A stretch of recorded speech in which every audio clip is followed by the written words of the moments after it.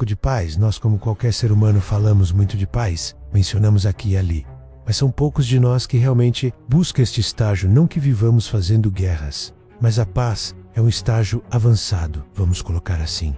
E a resposta para as pessoas que não conseguem ter paz com seus semelhantes é simples. É preciso termos paz conosco mesmo. Para alcançar totalmente essa etapa e ter paz com todos, é preciso que, antes de tudo, tenha paz consigo mesmo. Refrear nossas ações, nossa conduta e, o pior de tudo, a nossa reação. É óbvio que ninguém consegue esse patamar a todo momento. Somos como a onda do mar. Um dia em cima, outro dia por baixo, outro tempo na arrebentação, outro dia retornando. Somos assim. Um dia avançamos no outro. Retrocedemos. Nossas idas e vindas definem, como se pudéssemos medir o tamanho ou a quantidade de paz que possuímos. Se tivéssemos uma maneira de medir isso, os motoristas no trânsito demonstram que não conhecem essa palavra. Sem imaginam o que seja paz e todos os seus significados, onde a pressa e a imprudência não faz parte dessa simbolização. No trânsito é uma guerra por espaço, velocidade. Quem pode mais chora menos. Ali nos descobrimos que precisamos aprender muito em relação à paz. O efeito de alguém apressado atrás de nós buzinando é como acender um estopim de pólvora. Mais ou menos isso, só uma ilustração. Nesse ambiente, o mínimo que ocorre é uma trégua, mas a paz passa bem distante. A pressa das pessoas as fazem tropeçar em si mesmas. O estressado é um criador de guerras, um inimigo da paz. Existem muitos aspectos que atuam para combater o pouco que temos em relação à paz do que atuantes ou atenuantes, para construirmos ainda mais em nós esse conceito de paz. Quando atingimos o objetivo de estarmos em paz conosco mesmo, nada de interferência poderá nos fazer, a menos não que sejamos imutáveis, mas estamos munidos de forças para enfrentar a violência. A ofensa seremos capazes até de se baterem na nossa face. Oferecemos a outra porque o nosso externo está sob controle e nada pode ferir, nem a humilhação, nem o desprezo. A paz está dentro de nós. Conseguimos essa façanha. É claro que amanhã poderemos perder essa condição. O que podemos dizer? Aproveite o momento. Essa é uma condição extremamente importante para nós, principalmente nós cristãos, o que deveria fazer do nosso caráter e não deveria existir essa busca. Essa procura, no entanto, não somos perfeitos e nem seremos se não entendermos o significado de paz. O que muito de nós faz são acordos de paz. Vamos entender isso. Quando uma bandeira branca é hasteada, isso é um sinal de rendição e não de paz. Em certos momentos, uma desistência da nossa parte não significa paz, porque analisando uma nação que se rendeu, um exemplo, o rancor só vai cessar quando uma nova geração se formar. Aqueles que viveram no tempo da guerra vão se sujeitar à rendição, mas o ódio ainda fala mais alto. E aquela situação só foi possível devido à escassez de recursos. Não é mais possível manter no combate. A saída é a bandeira branca. O que podemos aprender com isso? Que simbolicamente não existe sinceridade nisso. Apenas um maio, ou a única saída, uma encruzilhada não tem mais para onde ir. Creio que já tem entendido o raciocínio. Só pedimos desculpa ou perdão para alguém numa situação extrema, quando as condições nos obrigam, como se fosse um protocolo a seguir. Então não há outro jeito. E levantamos a bandeira branca. Não existe sinceridade nisso. Não partiu de nós essa atitude. Para uma perfeição isso não serve, apesar da humilhação. No entanto, na minha visão se trata somente do exterior lá. No fundo, vai ficar um pouquinho de mágoa. Apesar de tudo, tendo em nós, coerência é um começo para uma melhora. Agora falemos do outro lado. Colocamos alguém pedindo desculpa.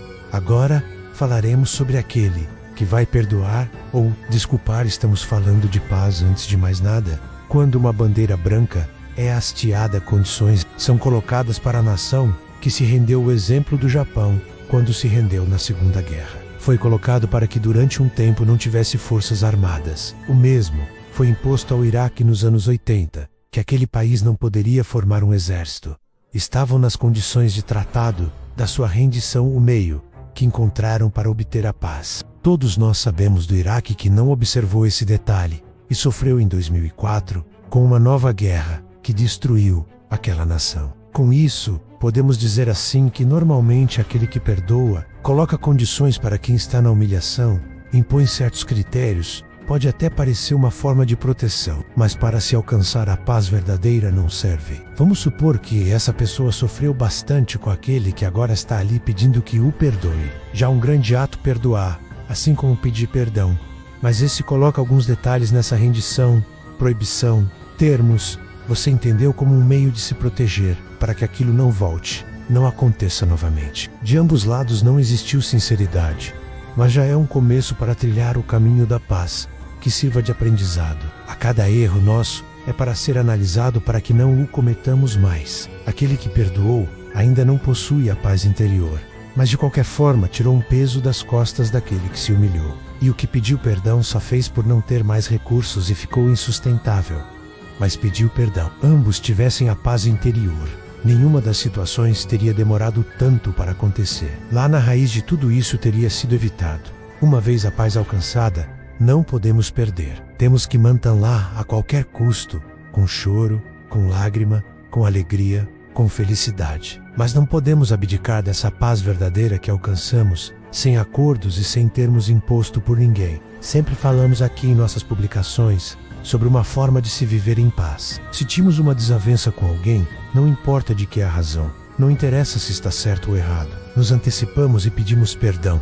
Como disse, o preço de se manter a paz é alto, é sofredor, é doido, mas tem uma coisa: é gratificante, é envolvente, é edificante. Aprendemos a humildade que nos leva ao amor perfeito. Imagine andar no centro da cidade no seu carro, e as pessoas pacíficas, sem pressa, todos sorrindo. Qualquer coisinha diferente, quase que simultaneamente, ocorre o pedido de desculpa. Que mundo diferente seria? Outro dia, um conhecido nosso pereceu numa discussão de trânsito, e por ironia do destino, era para este evitar toda essa tragédia. Com um pedido de desculpa, se evita uma grande guerra. Um pedido dar perdão evita um conflito sem fim.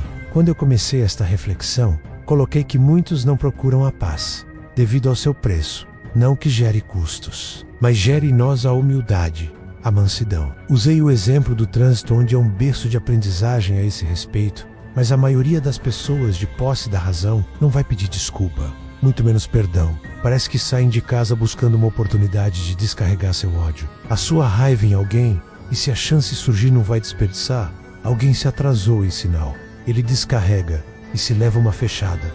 Deixo que você imagine o resto. Nesse ambiente cristão se tornam pessoas irreconhecíveis, jogam fora o seu caráter. Por tão pouco, às vezes anos de experiência são jogados fora em segundos, por muito pouco. Em cima de um critério chamado razão, a maioria não cede, não abre mão das suas razões. A verdadeira paz, enfim, é algo a ser conquistado com o tempo, com experiência, uma busca incessante da nossa parte.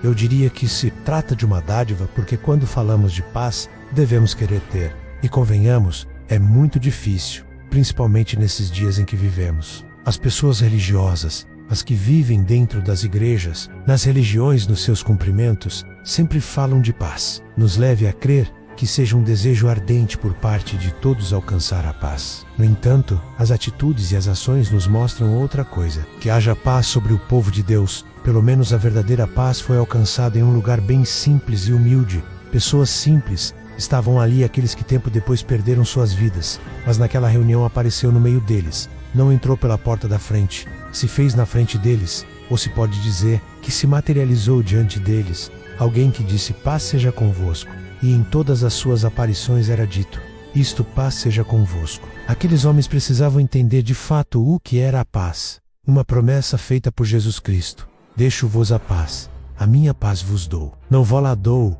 como o mundo a dá.